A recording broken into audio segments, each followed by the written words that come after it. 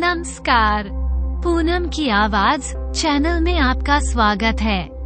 दोस्तों, आज हम आपको सुनाएंगे 3 बहनों की कहानी।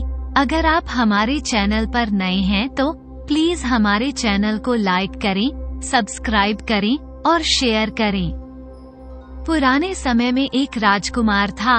वह रातों को अक्सर भेष बदलकर सिर्फ एक सेवक को अपने साथ रखकर नगर की सैर किया करता था और संसार की विचित्र बात देखकर अपने ज्ञान को बढ़ाया करता था।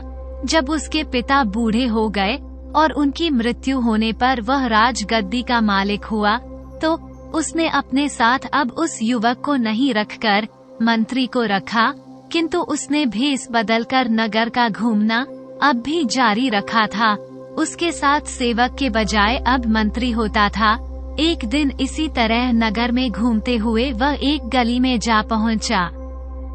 वहां एक मकान के अंदर से कुछ स्त्रियों की बातचीत सुनाई दे रही थी। वह कान लगाकर उस दरवाजे के पास खड़ा हो गया और दरवाजे की दरारों से झांक कर देखने लगा तो उसे एक दालान में 3 नवयुवतियां बातें करते हुए दिखाई दी। उनकी बातों से वे तीनों बहनें लग रही थी। बड़ी बहन ने कहा, मुझे अच्छी अच्छी रोटियां खाने का शौक है। अगर मेरा विवाह शाही नानबाई से हो जाए तो मजा आ जाए। मेजली बहन बोली, मैं तो तरह तरह के खाना खाने की शौकीन हूँ। अगर मेरा विवाह बादशाह के बावर्ची से हो जाए तो मजा आ जाए। छोटी बहन चुप रही। उनकी बहनों ने छोटी से पूछा तो उसने कहा, मेरा काम चाकरों से नहीं चलेगा।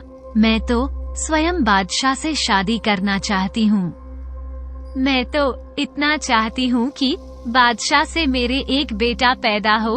एक और केस उसके सोने के हो और दूसरी ओर के चांदी के। जब वह बालक रोए तो उसकी आँखों से आंसुओं की जगह मोती गिरे। जब वह हंसे तो उसके होठों में कलियां खिली हुई मालूम हो। उसकी बड़ी बहन ये सुनकर हंसने लगी और बोली, तू तो हमेशा पागलों जैसी बातें करती है। बादशाह को इनकी बातचीत से जो बड़ा ही आश्चर्य हुआ, उसने मंत्री को आज्ञा दी कि इस घर को अच्छी तरह पहचान कर रखो। कल सुबह इन तीनों बहनों को मेरे सामने हाजिर करो।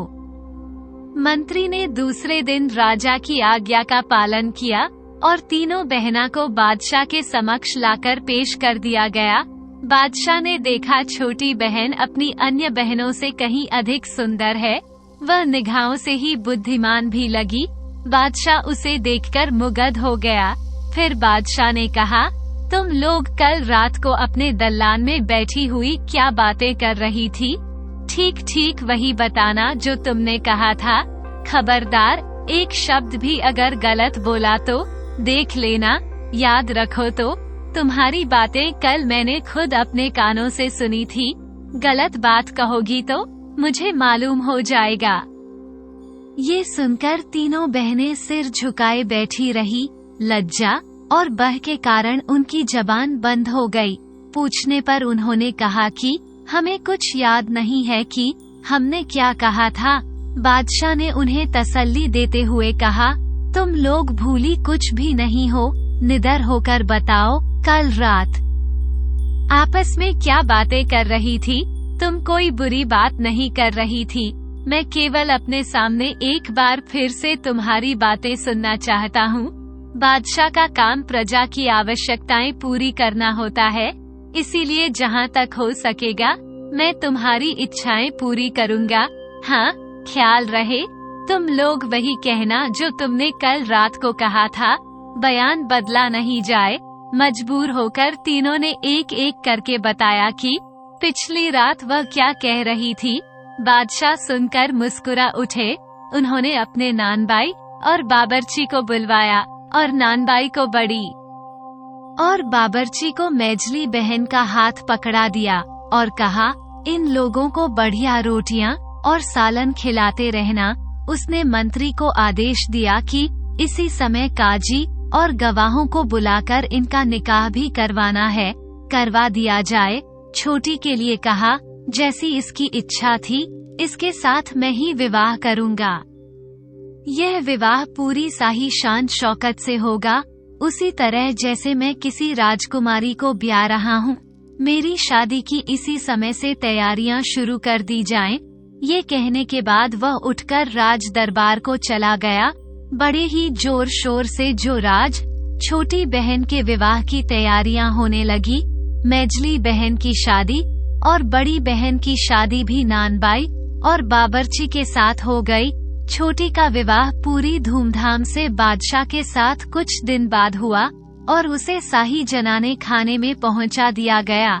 दोनों बहनों को छोटी के भाग्य से बड़ी जलन हुई। वे सोचती थी और आपस में कहा करती थी कि छोटी तो एक बात मुंह से निकालने पर ही उसे तो राजपाट मिल गया और हम लोग उसकी तरह से एक तरह से जो नौकरानियां ही बन गई है। एक दिन बड़ी ने मेजली से कहा, ये छोटी ऐसी कौन सी होर की परी है जो इसे बादशाह से विवाह कर लिया। मुझे तो इस बात का बड़ा बुरा लग रहा है। मंजली बोली, बुरा तो जी मुझे भी लग रहा है, इसलिए बादशाह ने उसमें ऐसा क्या देखा जो उसे मलिक का बना लिया। कही हुई बातों का क्या है, आदमी हर तरह की बातें करता है। मेरी समझ से तो छोटी नहीं बल्कि तुम बादशाह के योग्य थी। बड़ी ने कहा, मुझे भी ये देखकर आश्चर्य होता है कि बादशाह की क्या आंखें फूट गई थी जो उसने उस चुहिया को मलिका बना लिया। उससे तो तुम 1000 दर्जे अच्छी हो। फिर दोनों ने सलाह की कि इस तरह कुढ़ने और एक दूसरे को तसल्ली देने से काम नहीं चलेगा। किसी तरह उसे खत्म कर दिया जाए या बादशाह की निगाहों में उसे गिरा दिया जाए, तभी हमारे मन को शांति मिलेगी। फिर भी उनकी समझ में नहीं आता था कि इसके लिए क्या उपाय किया जा सकता है, पर यह ठीक बात नहीं थी। जब वे दोनों छोटी बहन से मिलने जाती तो वह उनकी हैसियत का ख्याल नहीं करती, बल्कि बहनों से इस तरह अपने पम से और अपनी बहनों की इज्जत करती और कभी भी उन्हें ऐसा ना लगे कि वह उन्हें नीचा दिखा रही है। वह अपनी दोनों बहनों से बहुत प्यार करती थी। सभी लोग जानते थे कि दोनों नौकरों की पत्नियां हैं और उसकी बहन रानी है। बादशाह भी अपने सेवकों की पत्नियों को क्यों खातिर में लाता। कुछ महीनों बाद रानी को गर्व रहा। ये सुनकर बादशाह को बड़ी खुशी हुई। अब उन दोनों ने अपनी छोटी बहन से कहा कि हमें इस बात से बहुत प्रसन्नता हुई है कि तुम जो माँ बनने वाली हो। हम दोनों की इच्छा है कि तुम्हारी प्रसूति और उसके 40 दिन बाद तक तुम्हारी देखभाल हम पूरी तरह से अच्छी तरह से करें। मलिका ने कहा, इससे अच्छा और क्या हो सकता है। तुम दोनों तो मेरी माजाई बहन हो, तुमसे बढ़कर भला मेरी देखभाल कौन करेगा। तुम अपने पतियों के द्वारा यह आवेदन बादशाह के सामने पेश कर दो। आशा है वे इसे स्वीकार कर लेंगे। उन्होंने अपने अपने पतियों के द्वारा बादशाह से यह आवेदन किया तो बादशाह ने कहा कि मलिका से पूछकर ही यह जो तुम्हें बताएंगे। उसने अपनी मलिका से पूछा तो वह खुशी खुशी तैयार हो गई, क्योंकि उसने तो पहले ही उनके मन की बात जान ली थी। बादशाह ने कहा, मेरी समझ से मैं भी यही बात ठीक रहेगी। वे कुछ भी हो है तो तुम्हारी बहन गैरों से तो अधिक अच्छी हैं, अच्छी तरह तुम्हारी देखभाल करेंगी। इस बातचीत के बाद बादशाह ने दोनों बहनों को प्रसूति के समय मलिका की देखभाल करने की अनुमति दे दी। वे दोनों बहनें अब महल के अंदर रहने लगी। अब उन्हें अपनी दुष्टता को जो दिखाने का पूरा अवसर मिल गया। जब मलिका की प्रसूति का समय आया तो उन्होंने सारी दासियों को वहां से हटा दिया। मलिका ने एक बहुत ही सुंदर से पुत्र को जन्म दिया। इससे उन दोनों की राह और बढ़ी। उन्होंने चुपचाप आप उस बच्चे को महल के बाहर पहुंचा दिया और एक मरा हुआ पिल्ला लाकर रख दिया। बच्चे को उन्होंने एक कंबल में लपेटकर एक पिटारी में रखा और एक नहर में बहा दिया और महल में आकर दासियों को दिखाया कि मलिका ने तो मरा हुआ पिल्ला जना है। सब लोगों को इस पर बड़ा आश्चर्य हुआ, किंतु बादशाह को जब यह मालूम हुआ तो उसका क्रोध से बुरा हाल हो गया। वो कहने लगा, ऐसा मरा पिल्ला जनने वाली रानी का मैं क्या करूँगा? मैं तो उसे मरवा दूंगा। सहयोग से मंत्री भी वहीं मौजूद था। उसने समझा बुझाकर बादशाह को, जो बादशाह का शांत किया। जिस नहर में ईर्ष्या के कारण बहनों ने बच्चे वाली टोकरी बहाई थी, वह शाही बागों के अंदर से जाती थी। सारे शाही बागों के जो व्यवस्था थी, यानी बागों का जो दरोगा था, उसका स्थान उसी नहर के किनारे था। उसने नहर में टोकरी बहते हुए देखा तो एक माली से कहकर उसे निकलवाया, क्योंकि नहर में इधर उधर की चीजें नहीं आनी चाहिए थी। जब उन्होंने टोकरी को बाहर निकाल कर देखा तो एक अत्यंत सुंदर बालक था। दरोगा ये देखकर बहुत ही आश्चर्यचकित हुआ कि टोकरी में रखा बच्चा नहर में कैसे आ गया, लेकिन उसने अधिक सोच विचार नहीं किया, और क्योंकि वह निपुता था, उसके कोई औलाद नहीं थी।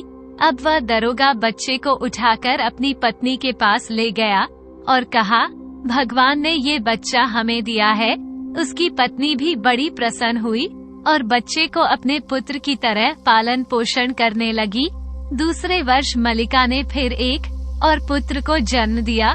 इस बार भी उसकी बहनों ने ऐसी ही दुष्टता की, बच्चे को बाहर ले जाकर नहर में बहा दिया और मलिका के नीचे एक मरी हुई बिल्ली का बच्चा लाकर रख दिया।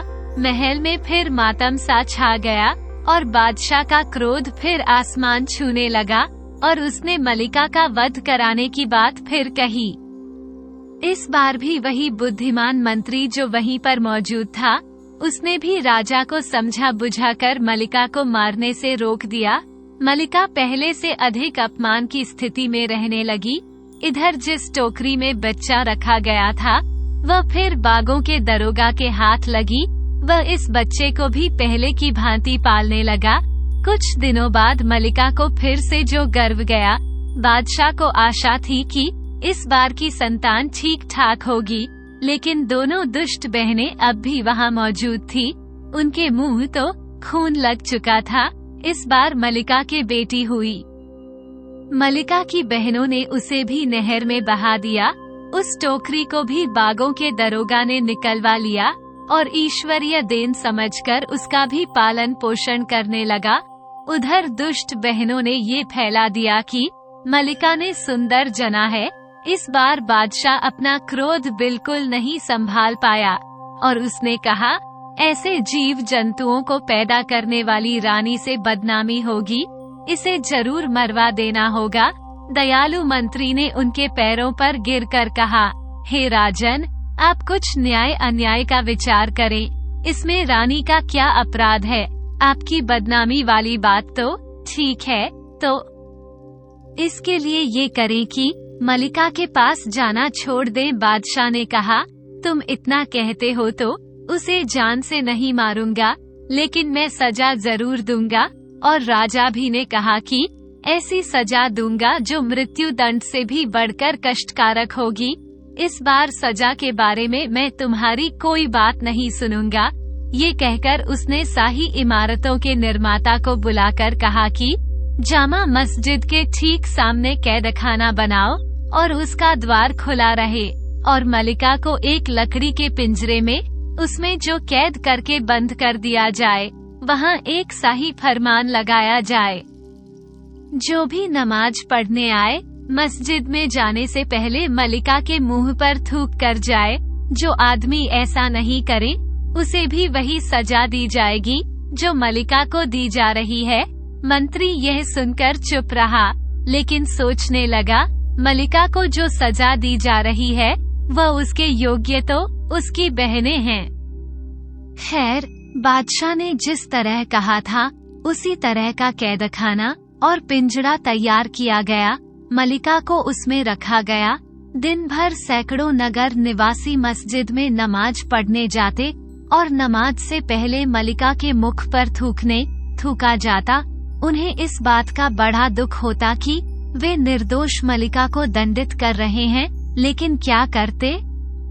बादशाही आदेश था और दंड का भय भी। बेचारी मलिका भी ईश्वरीय इच्छा समझकर सब कुछ सह रही थी उसके पुत्रों और पुत्री को जिनके जन्म से भी वह अभिनव थी बागों का दरोगा और उसकी पत्नी बड़े प्यार से और सावधानी से पाल पोस रहे थे। तीनों बच्चों को खेलता देखकर उन लोगों को अपार हर्ष होता था। वे कुछ बड़े हुए तो दरोगा ने बड़े लड़के का नाम बहमन और छोटे बेटा का नाम परवेज रखा, लड़की का नाम परिजाद रखा। जब वे लोग कुछ और बड़े हुए तो बागों के दरोगा ने उनकी शिक्षा दीक्षा के लिए विद्वानों और विभिन्न कलाओं के विशेषज्ञों को नियुक्त किया। तीनों की शिक्षा एक साथ होती। हरिजात जो भी बुद्धि में अपने भाइयों से बिल्कुल कम नहीं थी, विभिन्न विषयों और उन्हीं की भांति वह भी उनमें पारंग हो गई। तीनों ने काव्य, इतिहास, गणित आदि सभी प्रचलित भाषाएं सीखीं और सभी विद्याएं सीखीं। तीनों की बुद्धि इतनी तीक्ष्ण थी कि उनके जो गुरु कहने लगे कि यह लोग तो कुछ ही दिनों में हमसे भी बढ़कर विद्वान हो जाएंगे, इन्हें तो कोई बात सीखने की देर ही नहीं लगती। लिखने पढ़ने के अलावा उन्होंने घुड़सवारी, धनुष विद्या और शस्त्र संचालन आदि की शिक्षाएं भी ले ली। जल्दी इनमें भी वे प्रवीण हो गए। इसके अलावा परिजाद ने गाना और वाद वादन की भी सीख लिया। दरोगा का ख्याल तो पहले भी था कि ये लोग शाही महल में जन्मे होंगे। अब उन्हें विश्वास हो गया। उसे अपना छोटा सा घर उनके रहने के लिए जो उपयुक्त नहीं लगता था, उसने शहर के बाहर जंगल के समीप उनके लिए विशाल भवन बनाना शुरू किया। दरोगा ने अपनी देखरेख में वह भवन बनवाया और जब वह तैयार हो गया तो उसकी दीवारों पर जो अच्छी कला, कीर्ति और कलाकारों के द्वारा बड़े बड़े सुंदर चित्र बनवाए और महल को हर प्रकार की सुंदर और मूल्यवान सामग्रियों से सजाया गया। उनके पास ही उसने बड़ी मनोरम पुष्प वाटिका बनाई, जहाँ लोग मन बहलाया करें। इसके अतिरिक्त एक बड़ा भूमि क्षेत्र गिरवाकर उसमें बहुत से जंगली जानवर रखवाए, ताकि लोग घर के समीप ही शिकार खेल सके, क्योंकि स्वस्थ रहने के लिए शिकार एक अच्छी कसरत है। महल में बन जाने पर दरोगा ने बादशाह से निवेदन किया कि मैंने जंगल के पास एक नया मकान बनवाया है, आपकी अनुमति हो तो मैं बाग के छोटे से मकान को छोड़कर नए मकान में रहूं। बादशाह उससे खुश था, इसलिए उसने तुरंत अनुमति दे दी। इससे कुछ वर्ष पूर्व दरोगा की पत्नी का देहांत हो गया। महल बनवाने में उसका कुछ उद्देश्य पत्नी की मृत्यु का दुख भुलाना भी था, किंतु महल बनने के कुछ महीनों बाद ही वह दरोगा अचानक बीमार होकर मर गया।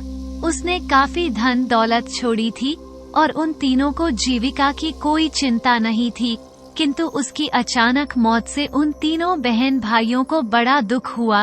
अंत समय में वह इन तीनों से इससे अधिक कुछ न कह सका कि आपस में मिलजुल कर रहना। उसके मरने पर उसका विधि पूर्वक अंतिम संस्कार करके तीनों भाई मिलकर रहने लगे। दोनों भाइयों को एक प्रतिष्ठित राजपद भी मिल गया, फिर भी उनकी बादशाह से भेंट नहीं होती थी। एक दिन दोनों शहजादे शिकार खेलने को गए। परिजाद घर में अकेली थी, सिर्फ उसकी एक दासियां उसके साथ थी।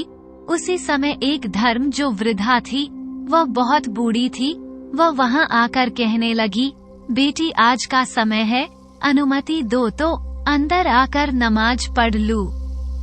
परिजाद ने तुरंत अनुमति दे दी। जब वह नमाज पढ़ चुकी तो परिजाद के इशारे पर दासियों ने उस बुढ़िया को सारा महल दिखाया। इससे खुश होकर उसने कहा, निसंदेही जिसने यह महल बनवाया है वह अपने कार्य का विशेषज्ञ था। मकान दिखाने के बाद दासियों ने उस बुढ़िया को परिजाद के पास ले आई।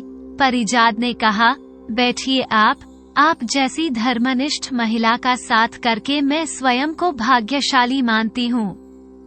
बुढ़िया ने नीचे फर्श पर बैठना चाहा, लेकिन परिजात ने उसे खींचकर अपने तख्त पर अपनी बगल में बिठा लिया। बुढ़िया ने कहा, मालकिन मेरी आपके साथ बैठने की हैसियत तो बिल्कुल नहीं है, लेकिन आपका अनुरोध टाल भी नहीं सकती, इसलिए बैठ रही हूँ। परिजात बुढ़िया के से जो उसके गांव परिवार आदि के बारे में बातें करने लगी। कुछ देर बाद परिजात की दासियों ने जलपान उपस्थित किया, जिसमें तरह तरह की रोटियां, हरे फल, सूखे मेवे, नान, कुलचे थे। कई प्रकार की मिठाइयाँ भी थी।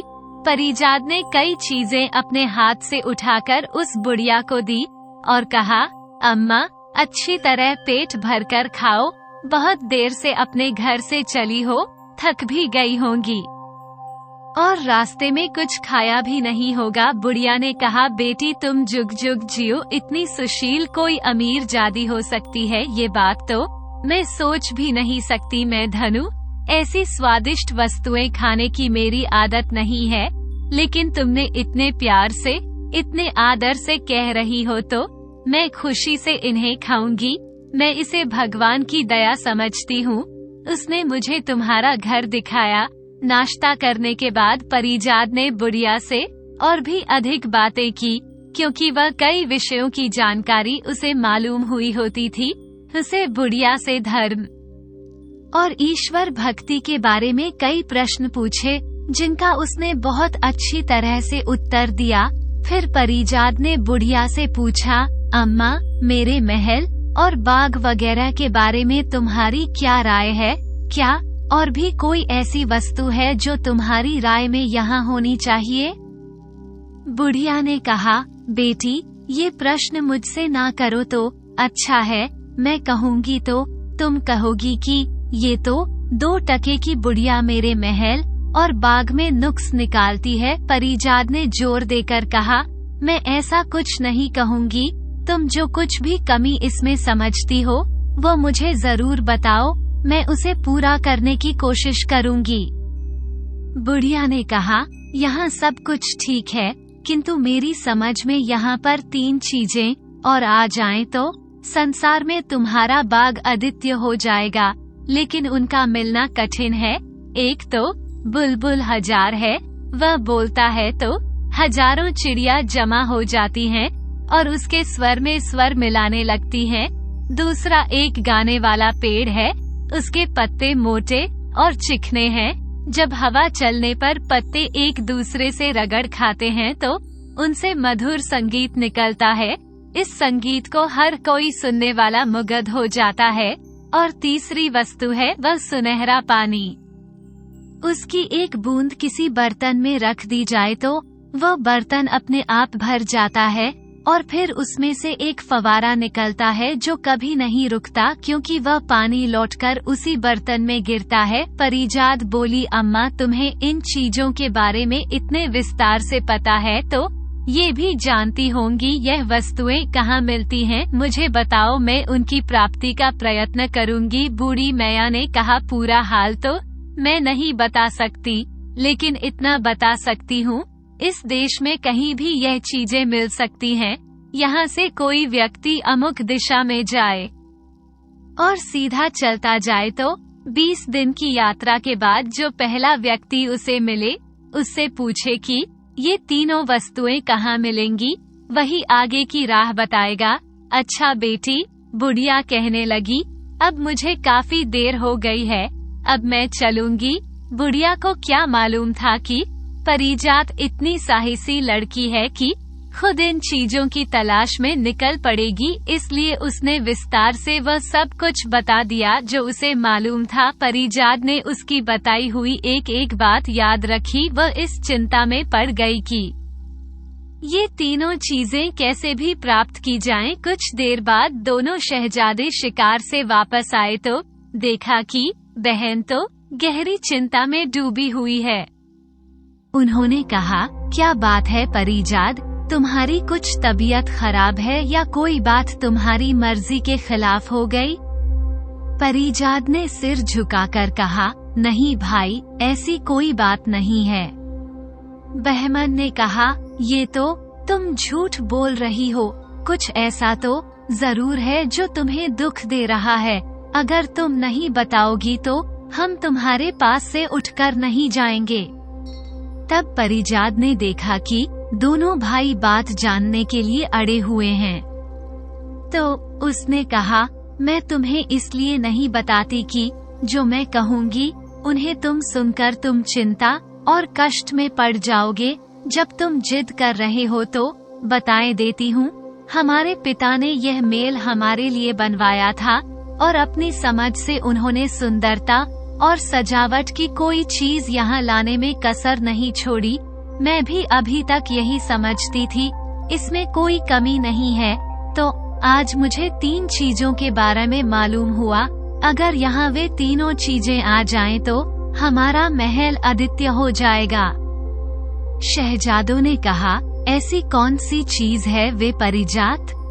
तो परिजात बोली, एक तो आदमियों जैसा बोलने वाला बुलबुल हजार दास्ता है, जिसका संगीत सुनने और जिसके स्वर में स्वर मिलाकर गाने के लिए हजारों पक्षी आ जाते हैं। दूसरा गाने वाला पेड़ है कि पत्तों से रगड़कर रगड़ खाने से संगीत निकलता है। तीसरा सुनहरा पानी है, जिसकी एक बूंद से ही कभी खत्म नहीं होने वाला फुआरा बन जाता है, और मैं इसी चिंता में हूँ कि उन्हें कैसे प्राप्त करूँ। बहमन ने कहा, अगर तुम ये बता दो कि ये कहाँ और किस दिशा में मिलेंगी, तो कल सुबह ही मैं रवाना हो जाऊंगा। परवेज ने उसे देखकर कहा, भैया तुम्हारी बुद्धि और बल में संदेह कतई नहीं है, किंतु अच्छा हो अगर तुम यहाँ रहकर यहाँ के कामकाज संभालो। वो मन बोला, साहस और बुद्धि तो तुम में भी कम नहीं है भाई, लेकिन मैं बड़ा हूँ, इसलिए इस मामले में आगे मुझे को होना चाहिए। दूसरे दिन बहमन ने अपनी बहन से पूरी जानकारी ली और अस्त्र शस्त्र लेकर घोड़े पर बैठ गया। अब परिजात उसे देखकर रोने लगी और बोली, भैया मैं बड़ी दुष्ट हूँ जो अपने जरा से शौक के लिए तुम्हें मुसीबत में फंसा रही हूँ। मैं अपनी मांग वापस लेती हूँ, अब कभी इन तीनों चीजों में से एक का भी जिक्र नहीं करूँगी। तुम मत जाओ, बहमन ने कहा। एक बार कमर कसकर मैं पीछे नहीं हटता बहन, अगर मैं ये सफर नहीं करता तो हमेशा मेरे दिल में ये खटक रहेगी कि मैं काया हूँ। और बहमन ने अपनी बहन को एक खंजर दिया और कहा कि जब तक ये खंजर ठीक है मैं सकुशल हूँ, लेकिन अगर इसमें से खून की बूंदें टपकने लगे तो समझ लेना मैं जीवित नहीं हूँ। ये सुनकर परवेज और परिजात और अधीर हो गए और बहमन से कहने लगे कि ऐसी खतरनाक यात्रा ना करो, लेकिन बहमन ने उनकी बात नहीं सुनी और घोड़ा दौड़ा दिया। वह मन सीधी राह पर लग गया। उसने ध्यान से कहीं दाएं बाएं न मुड़ा जाए और फारस की राजधानी से 20 दिन की राह पूरी करने पर वह सोच रहा था, आगे जाऊं या ना जाऊं। तभी उसे एक अजीब सा दृश्य दिखाई दिया। एक घने पेड़ के नीचे एक झोपड़ा सा बना हुआ था। उसके बाहर एक बूढ़ा बैठा हुआ था, जिसे ध्यान से देखने पर महसूस होता था कि वह कोई आदमी है। आदमी बैठा है, उसके बाल बर्फ की तरह सफेद थे। उसके सर, दाढ़ी, मूंछे और बाह के बाल इतने बढ़ गए थे कि उसका शरीर बालों से ढक गया था। उसके हाथ और पैरों के नाखून बहुत बड़े हुए थे और कीलों की तरह मालूम होते थे। उसके शरीर पर एक लंबी टोपी खड़ी हुई थी। उसने अपना शरीर एक चटाई से ढक रखा था। उसके ऊपर उसके बाल पड़े हुए थे। बहमन ने देखकर समझ गया कि वह कोई तपस्वी सिद्ध है, जो ऐसे दुर्गम और निर्जन स्थान में अकेला बगैर खाए पिए रहता है। वह मन को तलाश थी उस स्थान की, कोई आदमी मिले, क्योंकि वहाँ पहला मिलने वाला उसे ही उसके स्थान का पता बता सकता था। वह ये भी समझ गया कि पहला और आखिरी आदमी यहाँ यही मिल सकता है, और यह भी संभावित है कि ऐसी दुर्लभ वस्तुओं का पता किसी तपस्वी को ही होगा। बहमन घोड़े से उतरा और उसने उस वृद्ध तपस्वी के पास जाकर प्रणाम किया। बहमन को उस जगह से जहाँ वृद्ध का मुख हो सकता था कोई ध्वनि तो सुनाई दी, किंतु उसकी समझ में कुछ नहीं आया। कुछ देर बाद बहमन ने समझ लिया कि मूंछ और दाढ़ी के घने बालों से बूढ़े सिद्ध का मुख इस तरह बंद हो रखा है कि उसकी आवाज घुटकर रह जाती है। उसने अपना घोड़ा एक पेड़ से बांधा और तपस्वी के पास आ गया, अपनी जेब से एक छोटी सी कैंची निकाली। फिर वह बोला, तपस्वी पिता, तुम्हारी बात मेरी समझ में तो बिल्कुल नहीं आई। अगर आप अनुमति दे तो मैं तुम्हारी भोए और छाट दूं। इसके कारण तुम्हारी सूरत आदमी के बजाय रीछ जैसी मालूम होती है। इनके कारण इसलिए तपस्वी ने इशारे से उसे अनुमति दे दी। बहमन ने उनकी भो और मूंछों को काट डाला। तपस्वी का चेहरा बिल्कुल बदल गया। शहजादा बहमन बोला, तपस्वी पिता, अगर मेरे पास दर्पण होता तो मैं तुम्हें दिखाता कि हजामत के बाद यही नहीं हुआ कि तुम रीछ के बजाय आदमी लगो, बल्कि तुम बूढ़े के बजाय जवान भी लगने लगे हो। तपस्वी इस प्रकार की बातें सुनकर मुस्कुराया और बोला, बेटा, मैं तुम्हारी सेवा से प्रसन्न हूँ। अब बताओ कि इतनी दूर किस लिए आए हो तुम? ताकि तुम्हारे उद्देश्य की सिद्धि के लिए मैं जो कुछ मदद कर सकता हूँ वह करूँ। बहमन बोला, तपस्वी जी, मैं बहुत दूर से बुलबुल हजार दास्ता गाने वाला पेड़ और सुनहरा पानी लेने आया हूँ। आप कृपया करके मुझे बताएं कि वो वस्तुएं मुझे कहाँ और कैसे मिलेंगी। बूढ़े ये सुनकर सिर झुका लिया और बहुत देर तक चाप बैठा रहा। बहमन ने फिर कहा, तपस्वी पिता, तुमने मौन क्यों साध लिया? अगर तुम्हें नहीं मालूम तो कह दो कि नहीं जानता, मैं किसी और से पूछ लूंगा। तपस्वी ने कहा, मुझे मालूम है पुत्र, लेकिन मैं तुम्हें इसलिए नहीं बताना चाहता कि तुम्हारी सेवा के बदले तुम्हें मुसीबत में नहीं डालना चाहता। बहमन ने कहा, यह क्या बात हुई? सिद्ध ने कहा कि यहाँ जहाँ चीजें हैं वहाँ का मार्ग बड़ा ही कठिन है। तुम्हारी तरह 20 आदमियों ने वहाँ जाने की राह मुझसे पूछी है, लेकिन कोई भी वापस नहीं लौटा। इसलिए मैं तुमसे कहता हूँ, जहाँ से आए हो वहाँ वापस चले जाओ।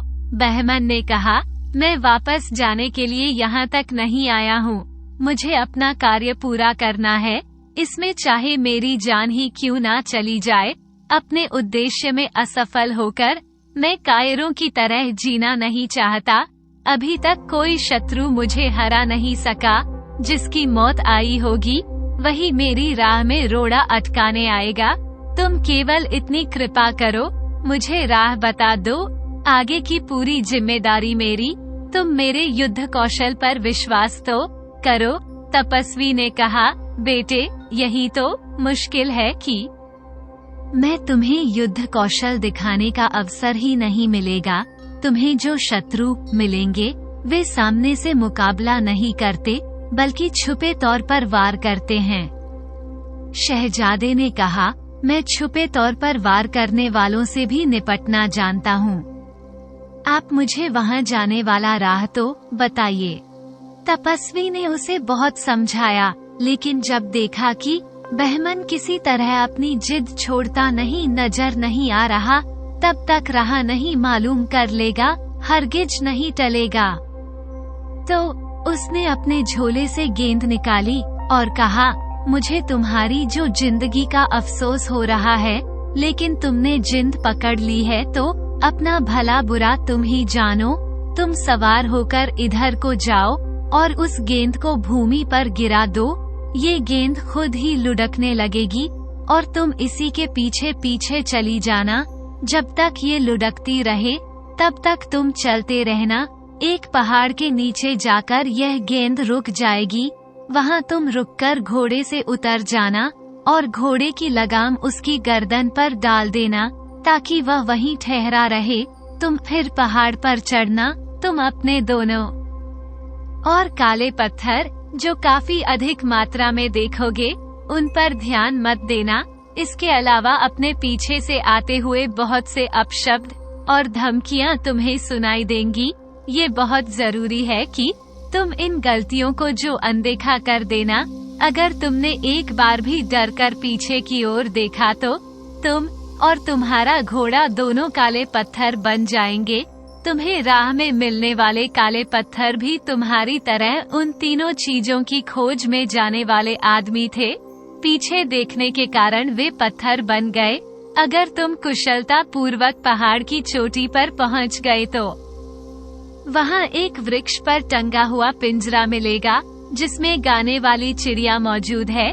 उस चिड़िया की बातों से भी डरना नहीं और उसने गाने वाले पेड़ और सुनहरे पानी का पता पूछना, वह तुम्हें बताएगी यह चीजें कहाँ मिलेंगी। इन सब चीजों को पाने के बाद तुम्हारी राह में कोई खतरा नहीं रहेगा। मैंने ये सब तुम्हें जरूर बता दिया है, लेकिन अब भी मैं यही कहता हूँ कि तुम वापस लौट जाओ। मैं साफ देख रहा हूँ तुम वहाँ तक नहीं जाओगे, काला पत्थर बनकर रह जाओगे। बहमन ने कहा, अब जो होगा सन्यासी महाराज वह तो होकर ही रहेगा, मैं पीछे तो लौटता नहीं। ये कहकर शहजादे ने घोड़ा खोला और उस पर सवार होकर तपस्वी को दी, जो तपस्वी ने दी हुई गेंद गिरा दी। गेंद लुढ़कते हुए आगे चली। काफी दूर चलने पर गेंद एक पहाड़ की तलहटी पर जाकर रुक गई। ऊपर जाने के लिए एक तंग रास्ता था। शहजादे ने घोड़े से उतरकर उसकी गर्दन पर लगाम डाली और पहाड़ चढ़ने लगा। कुछ दूर जाने पर उसे बड़े बड़े काले पत्थर दिखाई दिए। उसके आगे 4-5 ही चला होगा कदम की पीछे से बड़ी ही अप्रिय आवाजें आने लगी। कोई आवाज होती है, कौन बेवकूफ आगे जा रहा है, पकड़ो इसे अभी। कभी आवाज आती है, ये तो बड़ा दुष्ट है, इसे पकड़कर मार डालो। कभी चीखती, कभी गरजती आवाज आती, वह जा रहा है चोर, खूनी बदमाश, इसे घेर लो। कभी हल्की सी आवाज आती, इसे पकड़कर बांधे रखना, बोलती चिड़िया को चुराने के लिए आया है। कभी कोई यह कहता जान पड़ता कि यह वहाँ पहुँच कहाँ से पाएगा, रास्ते में खड्डे में गिरकर मर जाएगा। पहले बहमन ने इन आवाजों की उपेक्षा की, फिर अपनी राह पर बढ़ता चला गया, किंतु यह आवाजें कम होने के बजाय कदम कदम पर तेज होती गई। उसके कानों के पर्दे फटने लगे, दिमाग सुन्न हो गया। तपस्वी ने उसे जो बताया था वो उसके दिमाग से निकल गया और एक बार डरकर उसने पीछे देखने लगा। तुरंत ही वह घोड़ा और दोनों बहमन काले पत्थर के रूप में बदल गए। अपनी कुशलता की सूचना देने के लिए जो खंजर बहमन ने परिजाद को दिया था उसे रोजाना मयान से निकालकर वह देखती थी। जिस दिन बहमन काला पत्थर बन गया उस दिन भी जो उस खंजर से खून टपकता हुआ दिखाई दिया तो वह चिल्ला चिल्ला कर रोने लगी और सिर पटक पटक कर कहने लगी, हाय भैया, मेरी नादानी से तुम्हारी जान चली गई। ना जाने किस मनहूस घड़ी में वह बुढ़िया आई थी, ना वह आती और ना ये झंझट होता। मक्कार ने मुझे बेकार के लालच में डाल दिया। मैंने उसके साथ ऐसा अच्छा व्यवहार किया और उसने मुझे इसका ऐसा बदला दिया। अब मिले तो मैं उस कलमही की बोटियां नोच लूं। मेरे प्यारे भाई की जान उसी के दिलाए लालच के कारण गई है। हे भगवान, तू मेरे भैया को जिंदा घर लौटा दे, चाहे मेरी मौत भेज दे। भैया ना रहे तो मैं चिड़िया और पानी का पीकर भी क्या करूंगी। मुझे ये चीजें नहीं चाहिए, मुझे और कुछ नहीं चाहिए, मुझे सिर्फ मेरा भाई चाहिए। परिजाद बहमन की बातों को याद करके देर तक रोती रही। परवेश भी आंसू बहाता रहा। फिर उसने कहा, परिजाद, अब रोने धोने से कुछ नहीं होगा। अब मैं जो कहता हूँ वह करो। मैं पता लगाऊंगा कि भैया किस प्राकृतिक कारण से मरे हैं या किसी शत्रु ने उन्हें मारा होगा तो मैं उसे जिंदा नहीं छोड़ूंगा। भैया की मौत का बदला जरूर लूंगा। परिजाद ने बहुत समझाकर उसे रोका, परंतु वह नहीं रुका। वह बोला, मैं वह बोली, मैंने एक भाई तो खो दिया, दूसरे को मौत के मुंह में नहीं जाने दूंगी। बड़े भैया तुमसे कोई कम बहादुर नहीं थे, लेकिन परवेज ने उसकी एक बात भी नहीं सुनी। दूसरे दिन सुबह ही अपनी यात्रा पर निकल जाने की तैयारियां शुरू कर दी। दूसरे दिन रवाना होने से पहले परिजाद रोप कर बोली, बड़े भैया तो अपनी कुशलता जानने की राह भी बताकर गए थे, तुम्हारा हाल मुझे कैसे मालूम होगा? परवेज ने उसे मोतियों की एक माला दी। उसने कहा, देखो परिजाद, इसके सारे मोती अलग अलग हैं। इसे उंगलियों पर चलाने पर एक एक मोती उंगली में आता है। जब तक यह मोती ऐसे ही रहे तो समझ लेना कि मैं ठीक ठाक हूँ। जिस दिन एक दूसरे से यह मोती चिपक जाए और माला न फेरी जाए तो समझ लेना कि मैं भी दुनिया में नहीं रहा। ऐसा कहकर परवेज निकल पड़ा। 20 दिन की यात्रा के बाद वह भी वहीं पहुंच गया जहां वहां सिद्ध तपस्वी बैठा था। उसने आदर पूर्वक सिद्ध को प्रणाम किया और पूछा, क्या आप बता सकते हैं मुझे बोलने वाली चिड़िया और गाने वाला पेड़ और सोने का पानी कहाँ मिल सकता है? तपस्वी ने कहा, बेटा, वह रहा तो बहुत खतरनाक है। तुम वहाँ जाने का इरादा ना करो और यहीं से वापस लौट जाओ। वहाँ से अभी तक जितने भी लोग गए हैं, आज तक कोई वापस नहीं आया। 1 महीने से भी कम हुआ है। तुम्हारी शक्लो सूरत का एक नौजवान मेरे राख रोकने पर भी उधर गया था, वह भी लौटकर नहीं आया। परवेज ने कहा, वह मेरा बड़ा भाई था और यह जो मुझे मालूम है कि अब वह जीवित नहीं है, लेकिन मैं यह नहीं जानता कि वह कैसे मरा, किसी प्राकृतिक कारण से मरा या किसी दुश्मन ने उसे मार डाला। तब सिद्ध तपस्वी ने कहा, मैं तुम्हें बताता हूँ। बहुत से आदमी मेरी चेतावनी के बावजूद भी उस राह पर गए और काले पत्थर बनकर वहीं रह गए। तुम्हारे भाई के साथ भी यही हुआ है। तुम मेरी बात मानो और लौट जाओ, वरना तुम भी काला पत्थर बनकर यहाँ हमेशा पड़े रहोगे। परवेज ने कहा, मैं आपका आभारी हूँ कि आप मेरे शुभ चिंतक हैं, लेकिन मैं आगे पांव बढ़ा चुका हूँ, पीछे नहीं हट सकता। आप मुझे वह रास्ता अवश्य बताएं। सिद्ध ने कहा, मैं तुम्हारे साथ चल सकता तो कोई बात नहीं थी, किंतु बुढ़ापे के कारण मैं जा नहीं सकूंगा। तुम जिद करते हो तो जाओ, ये गेंद लो, इसे जमीन पर रखोगे तो यह अपने आप तुम्हें पता बता देगी और इसके सीध में तुम चलते जाना और यह सब चीजों का पता बताएगी। परवेश सिद्ध को माथा नवाकर सवार होकर चल दिया। गेंद उसे रास्ता दिखाती जा रही थी। कुछ देर बाद एक पहाड़ की तलहटी में जाकर गेंद रुक गई। प्रवेश घोड़े को वहीं खड़ा करके पहाड़ पर चढ़ने लगा। 2-4 कदम ही चढ़ा होगा कि उसने सुना कि पीछे से कोई डांट कर कह रहा था, अबे ओ बदमाश, बदतमीज, कहाँ बढ़ा जा रहा है? रुक जा कमख्त, तुझे सजा देता हूँ। परवेज को जल्दी क्रोध आ जाता था। उसने गालियाँ सुनी तो उसका खून खोल उठा। वह तपस्वी द्वारा बताई गई चेतावनी को भूल गया।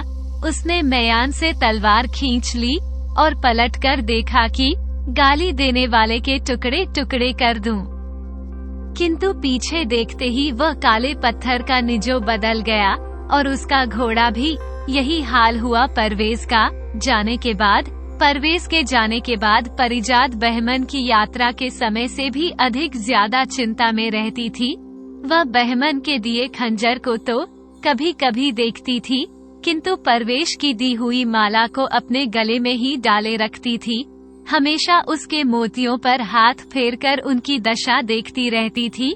ज्यों-ज्यों परवेज काले पत्थर की शिला के रूप में परिवर्तित हुआ, उसके कुछ ही देर बाद परिजात को उसकी मृत्यु का हाल मालूम हो गया। क्योंकि माला के मोती एक दूसरे से चिपक गए कि माला फेरना असंभव था, परिजात उस समय तो दुख के कारण अचेत हो गई, किंतु जब होश आने पर उसने फैसला किया कि दोनों भाइयों को मौत के मुंह में भेजने के बाद अब इस जीवन का उसके का कोई अर्थ नहीं है। उसने भी घोड़सवारी और शस्त्र चालन की शिक्षा ली थी। उसने में भी साहस की कमी नहीं थी।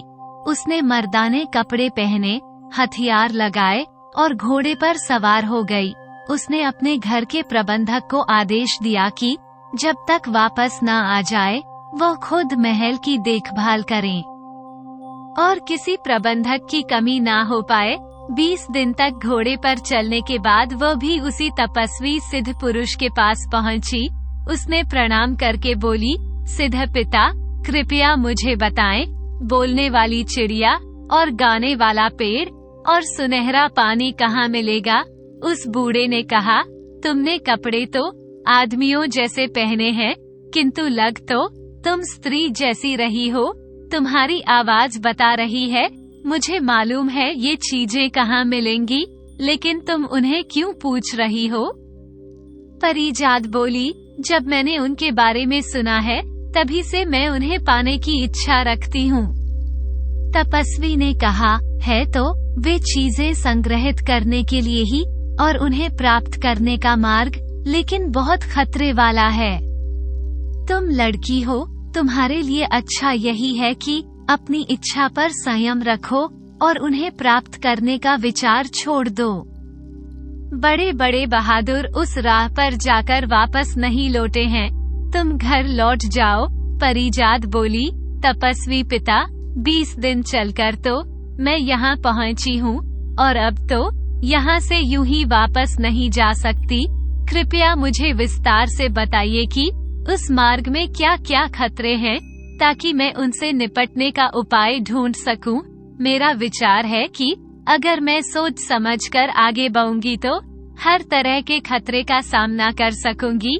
आप कृपया मेरा मार्गदर्शन करें। वृद्ध तपस्वी ने परिजात को वे सारी बातें बताई जो उसने बहमन और परवेज को बताई थी। उसने कहा, खतरे सिर्फ तब तक हैं जब तक कोई पहाड़ की चोटी पर ना पहुंच जाए। फिर तुमसे तुम्हें बातें करने वाली चिड़िया मिलेगी और वह तुम्हें गाने वाला पेड़ और सुनहरे पानी के स्थानों के बारे में बताएगी, लेकिन पहाड़ चढ़ने के समय अप्रिय और कटु शब्द सुनाई देंगे।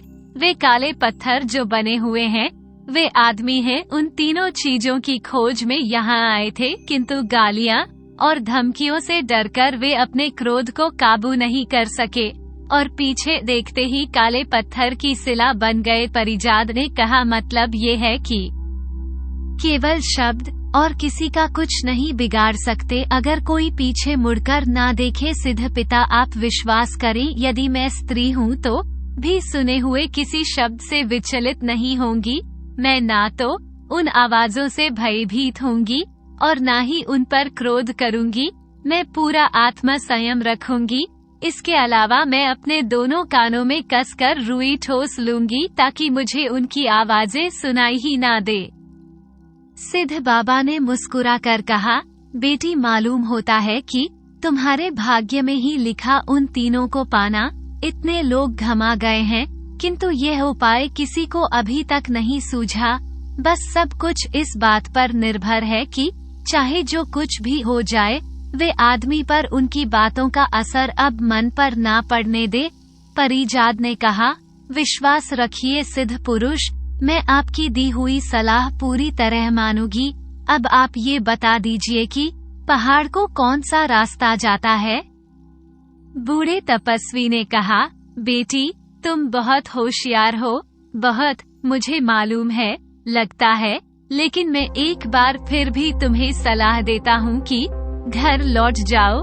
परिजात आगे जाने की जिद पर अड़ी रही तो बूढ़े ने मजबूर होकर अन्य लोगों की तरह उसे भी मार्ग प्रदर्शन करने वाली गेंद दे दी और कहा, बेटी, इसे भूमि पर डाल दो।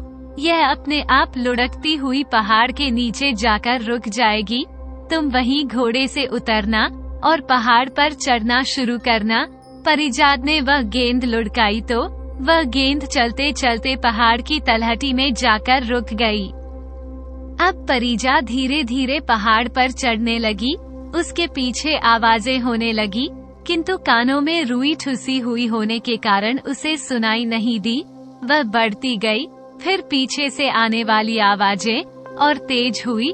यह आवाजें भी उसे धीमी सुनाई दी और उसने अपने मस्तिष्क को बिल्कुल भी विचलित नहीं होने दिया। फिर उसे गालियां सुनने को मिली, जो स्त्रियों के लिए होती हैं, बड़ी अपमानजनक होती थी गालियां।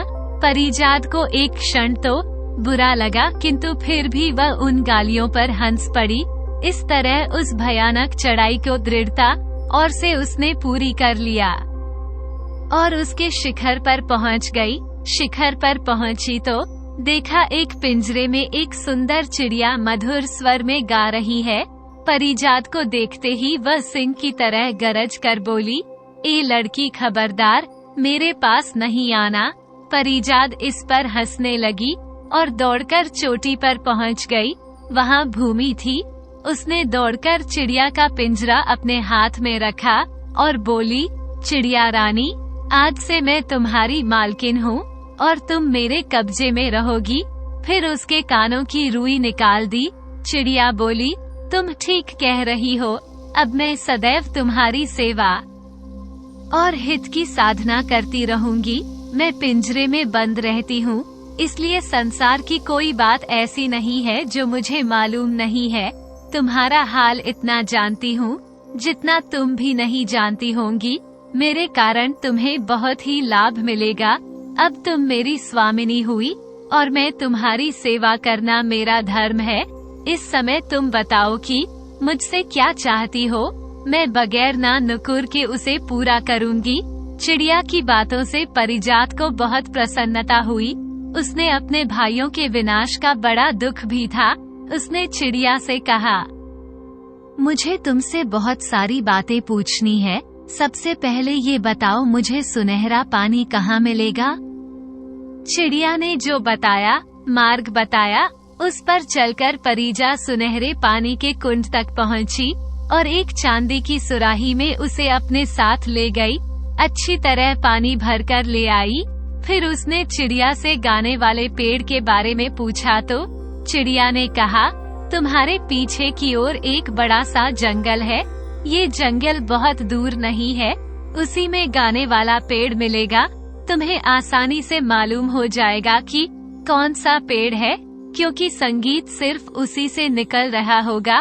परिजात ने कहा, ये तो ठीक है, लेकिन मैं उस पेड़ को उखाड़ कर लाऊंगी कैसे? चिड़िया बोली, पेड़ नहीं उखाड़ना है, तुम सिर्फ एक टहनी तोड़कर ले आओ। जब तुम अपनी वाटिका की भूमि में उसे लगाओगी तो वो कुछ ही समय में पूरे वृक्ष के रूप में परिवर्तित हो जाएगा। देखने वाले हैरान हो कि एक ही दिन में एक भरा पूरा पेड़ कैसे आ गया। परिजात चिड़िया के बताए रास्ते पर चलकर जंगल में गई और वहाँ से गाने वाला पेड़ की टहनी तोड़ लाई। वह बहुत प्रसन्न थी। तीनों चीजें मिल गई। फिर भी उसने अपने भाइयों का ख्याल उसके दिमाग में बना हुआ था। उसने चिड़िया से पूछा, यहाँ आने की राह में मेरे दोनों भाई काले पत्थर बने पड़े हैं, क्या ये संभव है कि मैं उन्हें फिर से जीवित करूं? मैं तो यह नहीं पहचानती कि उन पत्थरों में से कौन से मेरे भाई हैं। चिड़िया ने कहा, तुम ये करो कि सुराही में से जो सुनहरा पानी लाई हो उसकी एक एक बूंद सारे शिलाखंडों पर डाल दो। वे सभी लोग अपने पूर्व रूप में आ जाएंगे और उनके घोड़े भी। उन्हीं में से तुम्हारे जो भाई होंगे वे भी फिर से जीवित हो जाएंगे और उन्हें तुम पहचान लेना। शहजादी चिड़िया की बात सुनकर प्रसन्न हो गई और पिंजरा, सुराही और टहनी लेकर पहाड़ से उतरने लगी। जहाँ भी काले पत्थर दिखाई दिए उसने उन पर एक एक बूंद जल छिड़क दिया। सारे पत्थर आदमी बन गए। उनके घोड़े भी असली रूप में आ गए। इन लोगों में बेमन और परवेज भी थे जो अपने अपने घोड़ों के साथ जिंदा हो उठे। परिजात दोनों भाइयों को पहचानकर उनके गले लगकर रोने लगी। फिर उसने कहा, तुम्हें मालूम है तुम्हारा क्या हाल था?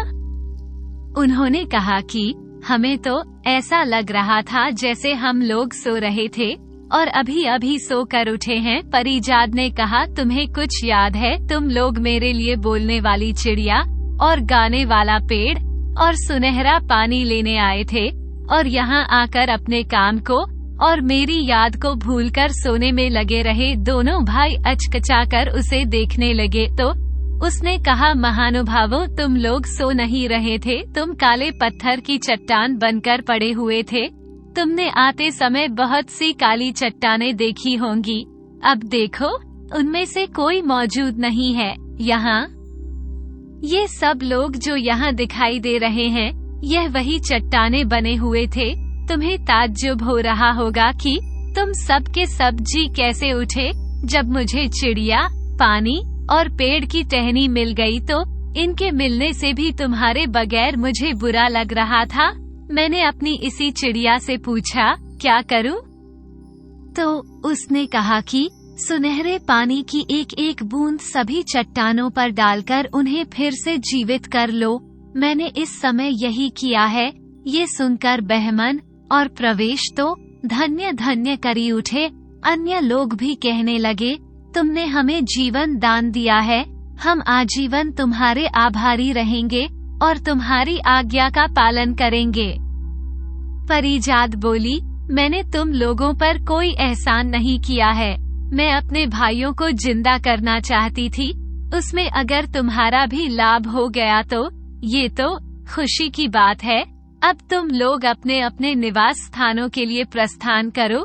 जब वह घोड़े पर चढ़ी तो बहमन ने चाहा कि पिंजड़ा और आदि सारी चीजें अपने घोड़े पर ला दे ताकि परिजात को बोझ हल्का हो। परिजात ने कहा, चिड़िया की मालिक तो मैं हूँ, वह मेरे पास रहेगी। तुम लोग चाहो तो एक टहनी और दूसरा पानी की सुराही ले लो। इसलिए बहमन ने टहनी और परवेज ने सुनहरे पानी की सुराही ले ली। फिर अन्य जो लोग जीवित हुए थे वे भी अपने अपने घोड़े पर बैठे और सभी चलने को तैयार हुए, क्योंकि काफी दूर तक सभी का एक ही रास्ता था। परिजात ने कहा, तुम लोगों को जो सर्वश्रेष्ठ हो वह इस समूह का नायक बनकर आगे चले। सभी लोगों ने एक स्वर में कहा, सुंदरी, तुमसे श्रेष्ठ कौन होगा? तुम हमारी जीवन दायिनी हो, तुम्हें आगे चलो। परिजात शालीनता से बोली, मैं अवस्था में सबसे छोटी हूँ और किसी प्रकार भी दल की नेत्री बनने के योग्य नहीं हूँ, किंतु तुम लोग विवश कर रहे हो तो तुम्हारे प्रति आभार प्रकट करते हुए मैं दल के आगे चलती हूँ। ये दल आगे बढ़ा। सभी लोग उस सिद्ध के दर्शन करना चाहते थे जिसने सभी को राह बताई थी, किंतु जब ये दल उसकी कुटिया पर आया तो उसका कुछ पता नहीं पाया। मालूम नहीं वह काल कलवित हो गया था या वहाँ पर 3 अद्भुत वस्तुओं की राह बताने के लिए एक वही मौजूद था और उन चीजों के नहीं रहने पर वह गायब हो गया। सब लोगों को इस बात का बड़ा दुख हो रहा है।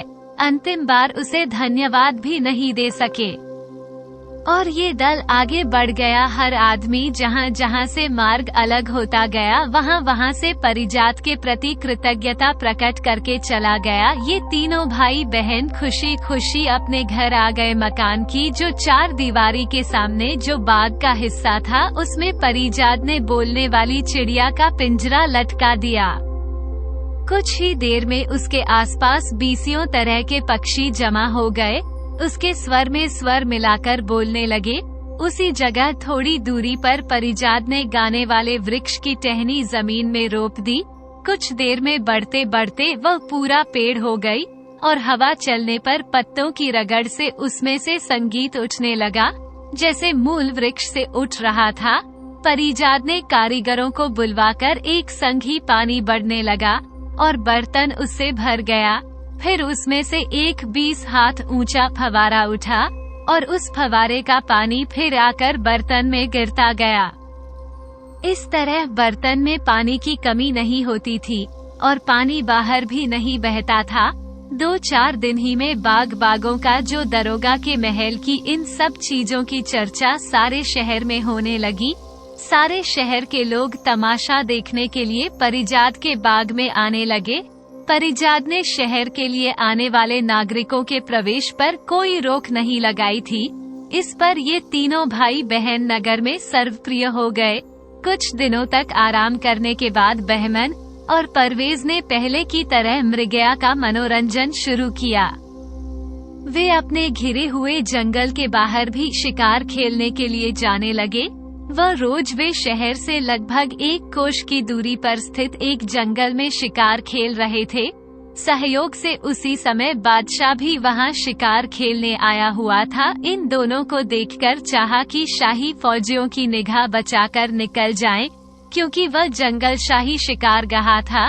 लेकिन दोनों बच नहीं सके और उनके चक्कर में ऐसे रास्ते में पड़ गए जहां से होकर बादशाह की सवारी आ रही थी। ये देखकर उन्होंने चाहा कि बगल में किसी रास्ते से निकल जाएंगे, ये भी संभव नहीं हुआ और वे बादशाह के सामने पड़ गए। मजबूरी में वे घोड़ों से उतरे और बादशाह को झुककर सलाम करने लगे। पहले बादशाह ने समझा कि वे उनके सामंतों में से हैं, देखने को ठहर गया कि कौन है।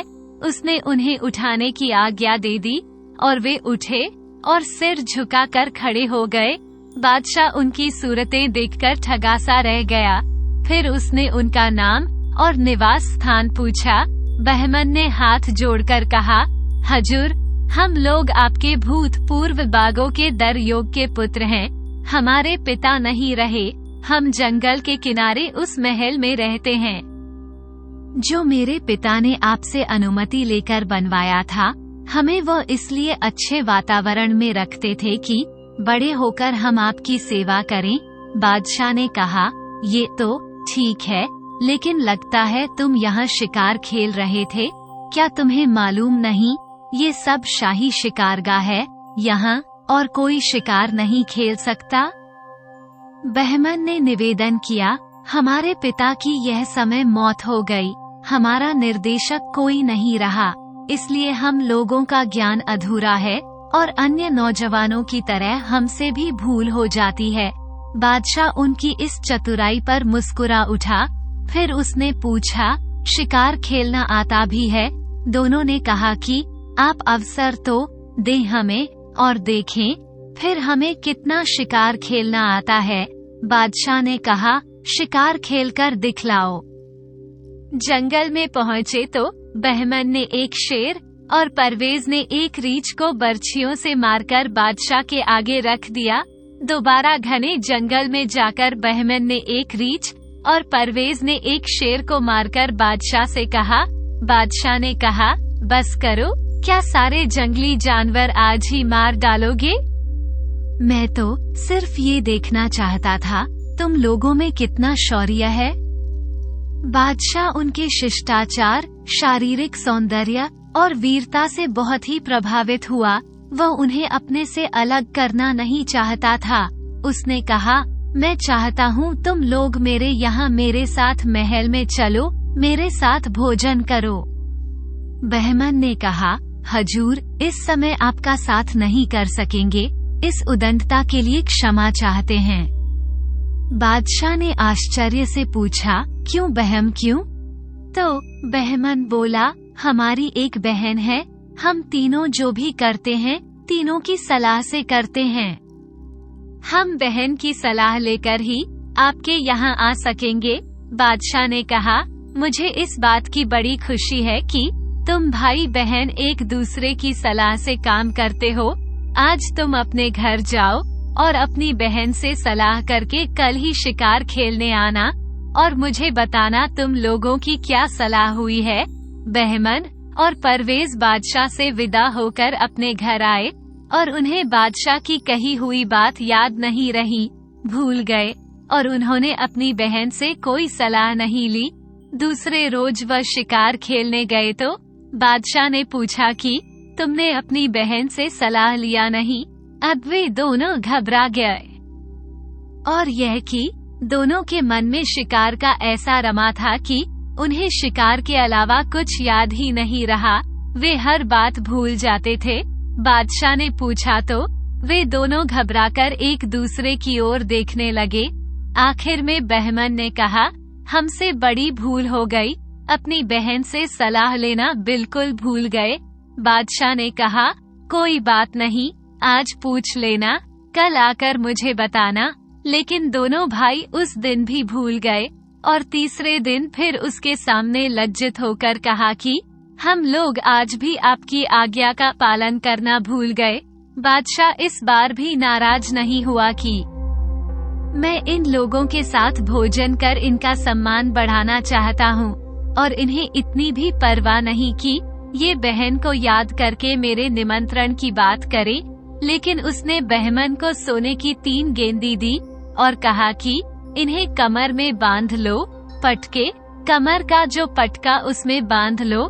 जब कमर से खोलोगे तो पटके से गेंद जमीन पर गिरेंगी। उस समय तुम्हें याद आ जाएगा मेरे निमंत्रण के बारे में। तो मैं अपनी बहन से सलाह लेनी है। इतनी बातचीत होने पर दोनों भाई जो गेंदों को बांधकर अपने घर चले गए, लेकिन इस बात भी वह भूल गए। लेकिन रात को सोने जाते समय बहमन ने कमर बंद खोला तो गेंदें जमीन पर गिरी और वह फौरन अपनी बहन के पास गया और परवेज को भी ले गया। परिजाद अभी अपने शयन कक्ष में गई नहीं थी। दोनों भाइयों ने उसे बताया, बादशाह ने उन्हें भोजन का निमंत्रण दिया है और यह भी कहा है कि 2 दिन तक तुम्हें जो सलाह लेना भूलते रहे हो। उसने कहा कि ये तो तुम्हारा सौभाग्य है कि बादशाह ने तुम्हें खाने पर बुलाया है, किंतु तुमने ये बहुत बुरा किया कि 2 दिन तक बादशाह तक की कही हुई बात को तुम भूल गए।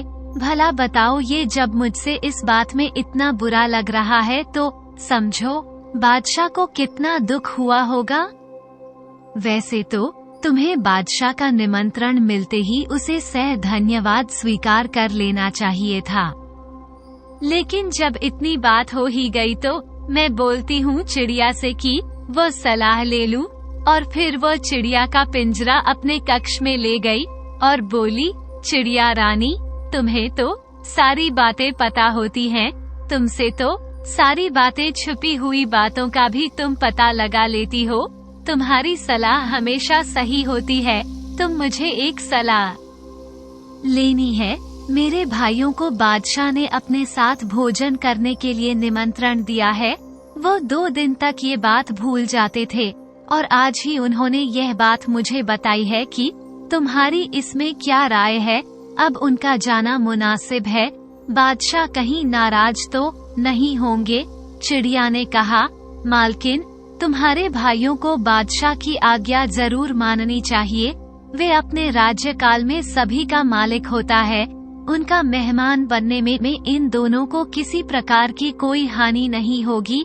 वे शौक से जाएं, लेकिन इसके बाद ये भी जरूरी है कि बादशाह को अपने घर आकर भोजन करने के लिए निमंत्रण देकर आए। परिजाद ने कहा, मैं अब अपने भाइयों को उनके साथ जो उनके कामों के अलावा कहीं जाने नहीं देना चाहती हूँ। मैं उनकी सुरक्षा के लिए डरती हूँ।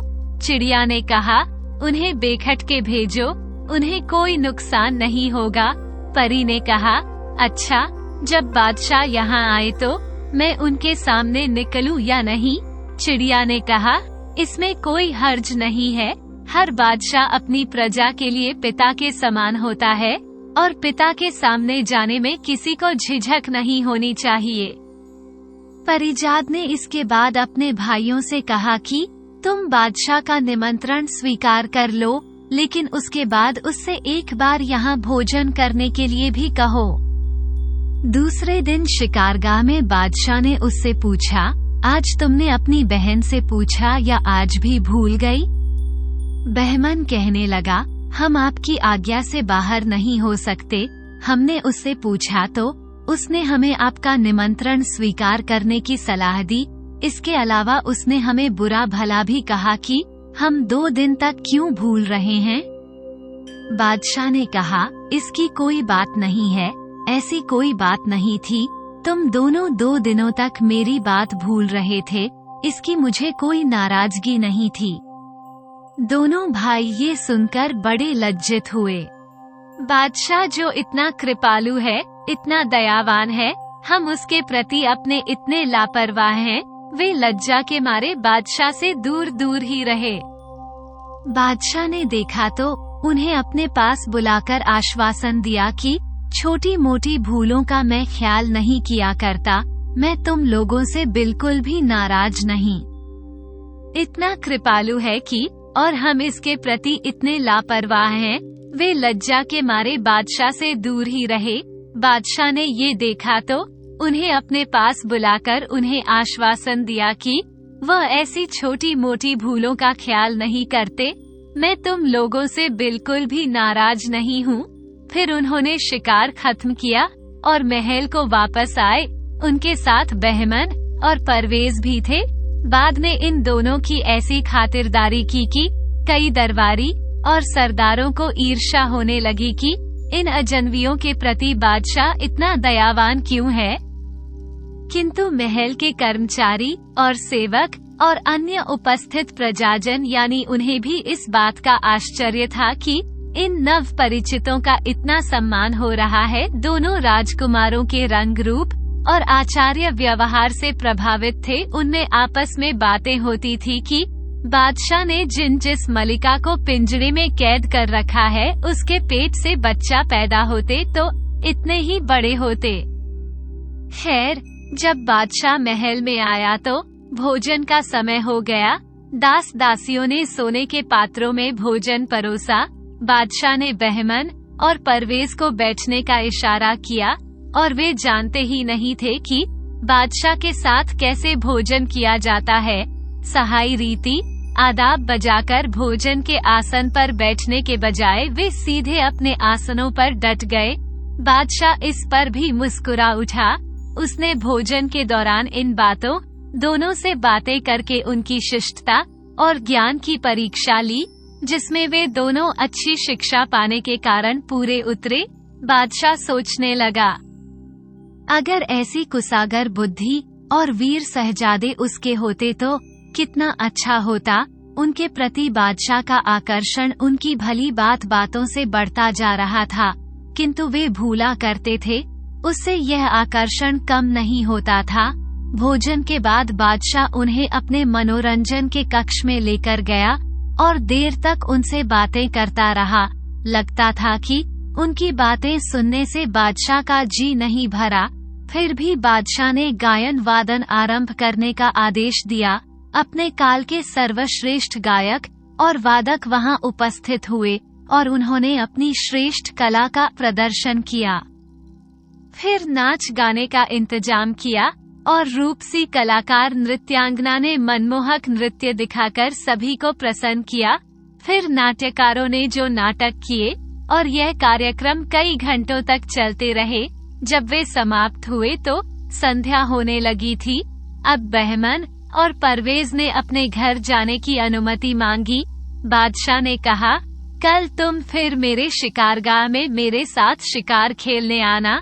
शिकार के बाद कल भी मेरे साथ यहाँ भोजन करना। उन दोनों ने कहा, हुजूर की हमारे ऊपर आपकी बड़ी कृपा है, हम शिकारगाह में जरूर आएंगे, किंतु हमारा निवेदन यह है जब आप शिकार खत्म करें तो हमारी कुटी में आकर और हमारा रूखा सूखा भोजन ग्रहण करके हमारा भी मान बढ़ाएं। बादशाह तो उनसे अति प्रसन्न था। उसने तुरंत ही उनका निमंत्रण स्वीकार कर लिया। उनसे कहा, मुझे तुम्हारे यहाँ आकर बहुत प्रसन्नता होगी।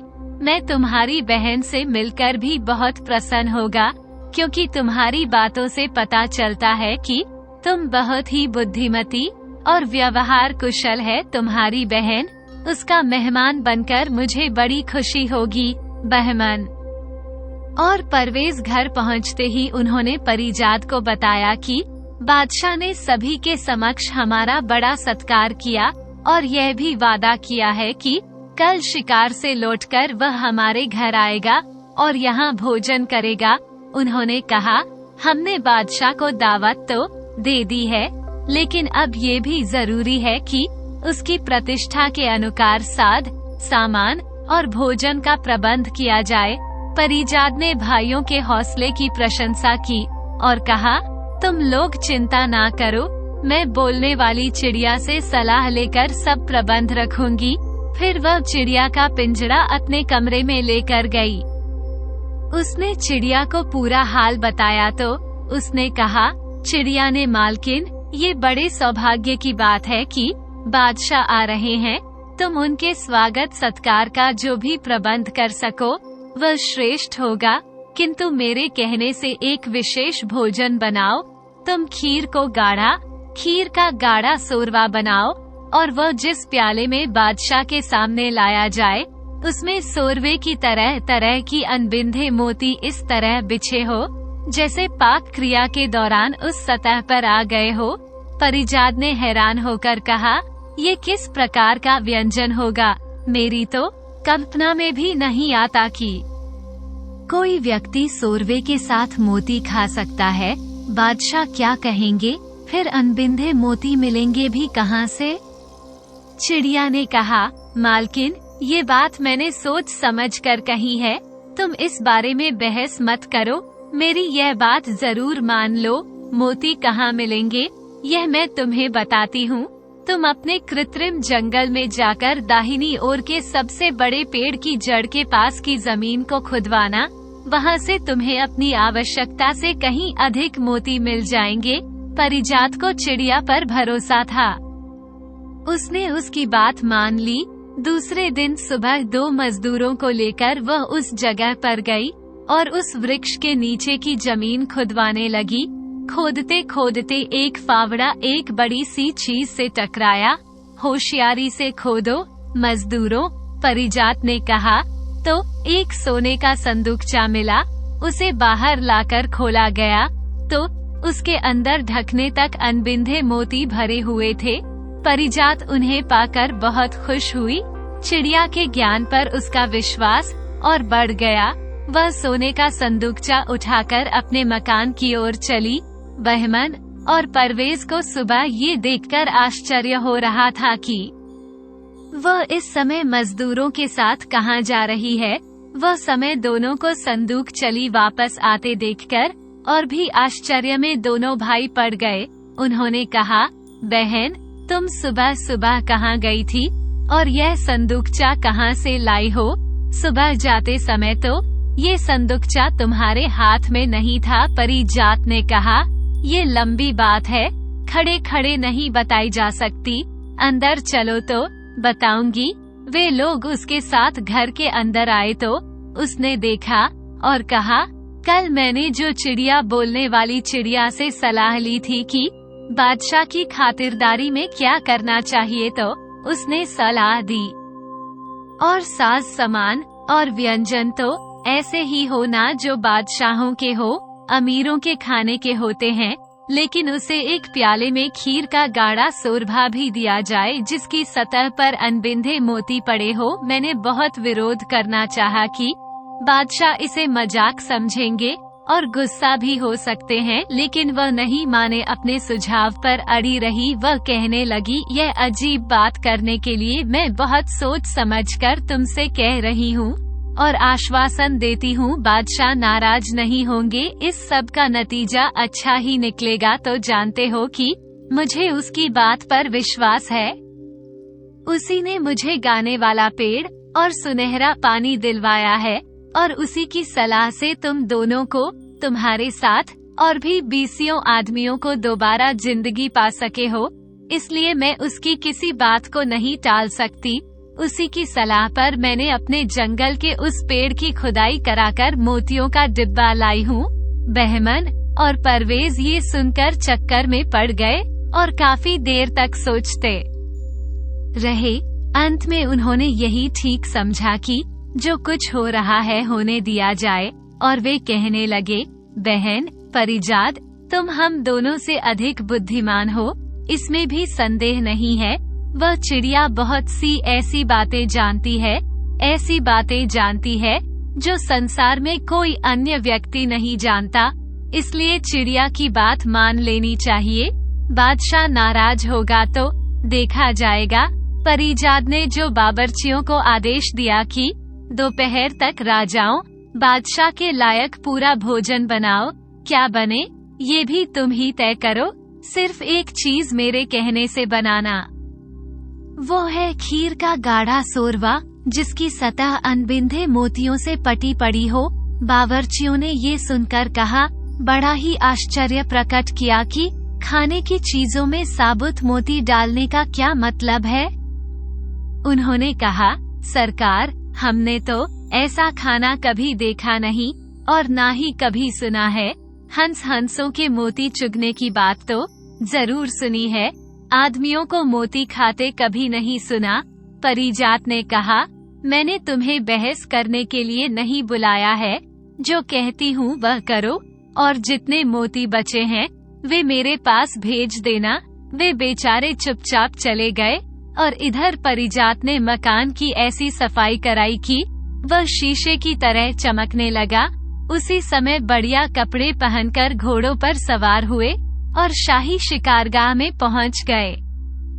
शिकारगाह में कुछ देर तक उन्होंने बादशाह के साथ रहकर शिकार खेला, किंतु उस रोज गर्मी अधिक थी और धूप तेज थी, इसलिए उसने उन दिनों में कुल जल्दी ही शिकार खेलना खत्म कर दिया और अपने सैनिकों को वापस भेज दिया और बादशाह 1-2 आदमियों को लेकर बहमन और परवेज के साथ उनके फेरा। उसके सुंदर रूप को वह देखता ही रह गया।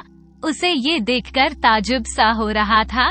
परिजात जैसी शक्ल सूरत, उसकी वह जो धुंधली स्मृति उभर आई, किंतु वह समझ नहीं पा रहा था कि इसकी सूरत किससे मिलती है। इसके बाद परिजात बादशाह को भवन के अंदर ले गई। उसने बादशाह को अपने सुंदर और विशाल भवन को हर भाग को दिखाया। बादशाह ने पूरा भवन देखकर कहा, बेटी, तुमने अपने महल की सजावट और रखरखाव बहुत अच्छी कर रखी है। अब मुझे अपना बाग भी दिखाओ। कोई आदमी मुझसे तुम्हारे बाग की बड़ी तारीफ कर रहा। परिजात ने उसे वहाँ जिसने भी मौजूद लोग थे, एक और का दरवाजा खोला तो हरा भरा बाग दिखाई दिया। बाग में वैसे तो सब कुछ सुंदर था, किंतु बादशाह की नजर फवारे पर अटक गई। सुनहरा पानी काफी ऊंचाई तक उछल रहा था। बादशाह ने उसे पास से जाकर देखा, जिसमें ये सभी लोग आश्चर्यचकित होकर उसे देख रहे थे। परिजात उस फवारे के पास गई और बादशाह ने कहा, इसके सुनहरे पानी का हौद कहाँ है और किस चीज में ये जोर से फवारा इतना ऊंचा उछलता है? यहाँ तो मुझे कोई चीज दिखाई नहीं देती, कोई हौज भी नहीं है। वह अपनी बात पूरी करने से पहले चौंककर एक और देखने लगा। उसे बहुत ही सुमधुर संगीत की ध्वनि आ रही थी। उसने कहा, क्या तुम लोगों ने बाग में के अंदर भी गाने बजाने का प्रबंध कर रखा है? तो परिजात कहने लगी कि नहीं, ये शाही गवैयों से भी अच्छी गाती है। परिजात हंस कर बोली, हजूर, कोई गवैया नहीं है, यह कोई आदमी नहीं, पेड़ गा रहे हैं। बादशाह की बोहे चढ़ गई। उसने सोचा परिजात हंसी कर रही है, लेकिन परिजात ने कहा, आइए आपको दिखाऊं। ये कहकर वह बादशाह को गाने वाले पेड़ के पास ले गई। बादशाह हक्का बक्का रह गया। मधुर संगीत, वास्तव में पेड़ नहीं, पेड़ ही गा रहे थे। और ये देखकर तो वह बहुत ही हैरान हुआ और उसके जैसे ही वहाँ पर खड़ा होकर वह सुनने लगा। कुछ देर के लिए बादशाह के मुंह से आवाज ही नहीं निकली। वह फटी फटी आंखों से गाने वाले पेड़ को देखता रहा, कभी सुनहरे फवारे को। कुछ ही देर बाद उसने कहा, ये दोनों चीज तो कल्पना के बाहर है। ये पेड़ तुमने कहाँ से पाया? और हाँ, मैं पूछ रहा था, फुआरे का हौज कहाँ है और इतना ऊंचा किस चीज के जोर से उछलता है? परिजात ने कहा, बादशाह, इस पानी का हौज नहीं है, ना ही किसी नल के द्वारा इसे जोर से उछाल दी जाती है। संगमरमर के हौज के अंदर रखा हुआ जो बर्तन आप देख रहे हैं, उसी में कुल पानी है और उसी से यह उछलता है और वहीं पर लौटकर गिरता है। ये सूखता भी नहीं है, इसलिए कम नहीं होता। जो गाने वाला पेड़ अभी आपने देखा, उसकी भी यही विशेषता है, संगीत देने की। इसके पत्ते ऐसे हैं, जब हवा चलने पर आपस में रगड़ खाते हैं तो उनसे अपने आप ही मनोहारी संगीत पैदा होता है। जब हवा बिल्कुल नहीं चलती तो यह वृक्ष चुप रहते हैं। बादशाह ने कहा, ये तो बड़ी अजीब चीजें हैं, इनके जैसी चीजें तो मैं कल्पना भी नहीं कर सकता। तुमने इन्हें कहाँ से पाया? परिजात ने कहा, ये चीजें किसी देश में नहीं पाई जाती। मैं इन्हें एक रहस्यमय स्थान से लेकर आई हूँ, लेकिन मेरे वहाँ से आने के बाद वहाँ का रास्ता भी बंद हो गया। फिर परिजात ने बादशाह से कहा, मेरे पास एक अजीब चीज और है, जिसे आप और देख ले। यह एक चिड़िया है जो आदमियों की तरह बोलती है, और जब ये गाती है तो सारे पक्षी जमा हो जाते हैं और इसकी सुर में सुर मिलाकर गाना गाते हैं। बादशाह ने कहा, उस चिड़िया को भी दिखाओ। बादशाह ने पहले आंखें तरेर कर चिड़िया को देखने लगा, फिर उसे बीती हुई बातें याद आई तो उसने अपना सिर पकड़ लिया और कहा कि ये सारी बातें तो हमें उनकी बहनों ने बताई थी, जो मलिका की सगी बहनें थी, क्योंकि वह तो उसकी शुभ चिंतक थी। चिड़िया ने कहा, सरकार से यही तो भूल हुई, आपने उन्हें शुभ चिंतक समझा। जब से उन्होंने देखा कि वे नौकरों से ब्याही गई हैं और छोटी बहन राज रानी बन गई, तो वे जलमरी दुष्टों ने इस बात का भी ख्याल नहीं किया कि मलिका ने शादी के बाद भी उनसे बहनों जैसा प्रेम रखा था। मलिका को मृत्यु दंड दिलाने के लिए उन्होंने 3 बार सफेद झूठ बोला। वह तो भला हो उस नेक मंत्री का, जिसके कारण मलिका की जान बच गई। मलिका के प्रति अपने दुर्व्यवहार को याद करके बादशाह की आंखों में आंसू आने लगे। चिड़िया फिर बोली, सरकार अपने सामने बैठे इन तीनों बच्चों को देखिए, पर इनकी जगह मरे हुए जानवर रख दिए और इन्हें कंबल में लपेटकर टोकरियों में डालकर बहा दिया था, ताकि दूर जाकर डूबकर मर जाएं, किसी को पता ना चले। किंतु भगवान को इन्हें जीवित रखना था। आपके दिवगंत बागों का जो दरोगा था, उसने इन तीनों को ही नहर से निकलवा लिया, क्योंकि उसके कोई संतान नहीं थी, इसलिए उसने इनका लालन पालन अपनी संतान की तरह किया और उन्हें भली प्रकार शिक्षा दिलाई और इसके लिए यह महल बनवाया। सरकार, ये तीनों और कोई नहीं, आपकी ही संतान है। ने चिड़िया से कहा, चिड़िया, तुझे मैं किस तरह से धन्यवाद दूं कि दुष्टों की दुष्टता और मलिका की दोषहीनता मेरे सामने स्पष्ट हो गई है। मेरे बच्चों को तूने पहचानवाया है। मैं बराबर सोचता था कि इन लड़कों के प्रति मन में अकारण ममता क्यों उपजती है और उनकी बातों पर नाराज क्यों नहीं हो पाता। चिड़िया ने जो सूचना दी थी वह बादशाह के लिए नहीं, बहमन, परवेज और परिजात के लिए भी नहीं थी। वे तीनों अपनी जगह से उठे और बादशाह के पैरों पर गिर पड़े। बादशाह ने उन सभी को उठाकर अपने सीने से लगाया। चारों की आंखों में आंसुओं की धारा बह निकली। कुछ देर बाद जब वे सहज हुए तो सबने मिलकर जो भोजन का आनंद लिया। कुछ देर बातें करने के बाद बादशाह ने उनसे कहा, अब मैं महल में जाता, कल फिर वापस आऊंगा। कल तुम लोगों को मेरे ही नहीं अपनी माता के स्वागत के लिए भी तैयार रहना होगा। उसके बाद महल में रहने के लिए भी आपको तैयार रहना पड़ेगा। महल में पहुंचकर बादशाह ने मंत्री को बुलवाया और उसने उसकी सुमति की प्रशंसा की कि तुम कितने बुद्धिमान हो, तुम्हारे कारण मलिका की जान बची थी। फिर उसने मलिका की बहनों की दुष्टता का वर्णन किया, जिसने अपनी शिष्ट और सदाचारी सगी बहन के विरुद्ध ऐसा षड्यंत्र रचा था और जो 2 राजपुत्रों और 1 राजपुत्री की लगभग जान ही ले ली थी। उसने आदेश दिया कि उन दोनों को अभी जो वध स्थल पर ले आओ और उनके सिर उड़वा दो। वे किसी प्रकार भी दया की पात्र नहीं है। मंत्री ने बिना देर किए साई हुक्म पर कार्य किया और दोनों दुष्ट बहनों को वही दंड मिल गया जिसकी वे भागी बहुत दिनों से थी। बादशाह ने जामा मस्जिद के सामने उस कैद खाने में गया जहां उसने मलिका को जो इतनी कड़ी सजा दे रखी थी। उसकी दुर्बलता और फटे पुराने वस्त्र देखकर बादशाह से बर्दाश्त नहीं हुआ और वह उसके गले लगकर फूट फूट कर रोने लगा। उसने मलिका को बताया कि मैंने तुम्हें दंड दिया, उसका कारण तुम्हारी बहनें थी जिन्हें तुम्हें और मैंने तुम्हारा शुभ चिंतक समझा था। उसने बताया कि मैंने दोनों को मरवा दिया है। उसने ये भी कहा कि ये सब मुझे एक जो अलौकिक चिड़िया जो बोलने वाली है उससे पता चला है। मलिका ये सुनकर खुशी के मारे रोने लगी। बादशाह ने उसे महल में लाया और उसे हमाम में किया और शाही पोशाक पहनाई। रात भर मेल में हंसी खुशी रही। सुबह बादशाह ने मलिका को बताया कि भगवान की दया से तुम्हारे दोनों बेटे और बेटी जिंदा है और बड़े आराम से हैं। तुम चलकर उनसे मिलो। ये खबर सारे राज्य में फैल गई और सभी लोग उत्सव सा मनाने लगे। हर जगह नाच गाने होने लगे।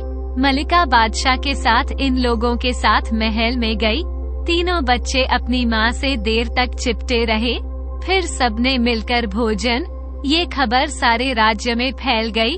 सभी लोग उत्सव सा मनाने लगे। हर जगह नाच गाने होने लगे। मलिका बादशाह के साथ उन लोगों के महल में गई। तीनों बच्चे अपनी माँ से देर तक चिपटे रहे। फिर सबने मिलकर भोजन किया। उसके बाद बादशाह और तीनों संतानों ने मलिका को गाने वाला पेड़, सुनहरे जल का फवारा और मनुष्यों की तरह बोलने वाली चिड़िया दिखाई। मलिका को मालूम हो रहा था कि जैसे वह स्वप्न देख रही है। उन लोगों के निवास स्थान से शाही महल तक आने वाली सवारी को देखने के लिए सड़कों पर जबरदस्त भीड़ हो गई। बादशाह ने सार्वजनिक समारोह का आदेश दिया। कई दिनों तक उत्सव होते रहे। बादशाह ने इतना दान दिया कि उन लोगों के शहर में कोई भी निर्धन नहीं रहा। बादशाह ने इसी अवसर पर बहमन को युवराज घोषित किया और उसने अपने हाथों से सारा राज्य प्रबंध दे दिया। परवेज ने उसे सेना का जो अधिपति बना दिया। परवेज को और परिजात को अपने एक बड़े मित्र बादशाह के एकमात्र जो राजकुमार के साथ उसका विवाह कर दिया। दोस्तों, अगर आपको हमारी कहानी पसंद आई हो तो प्लीज हमारे चैनल को लाइक करें, सब्सक्राइब करें और शेयर करें। कहानी को अंत तक सुनने के लिए आपका धन्यवाद।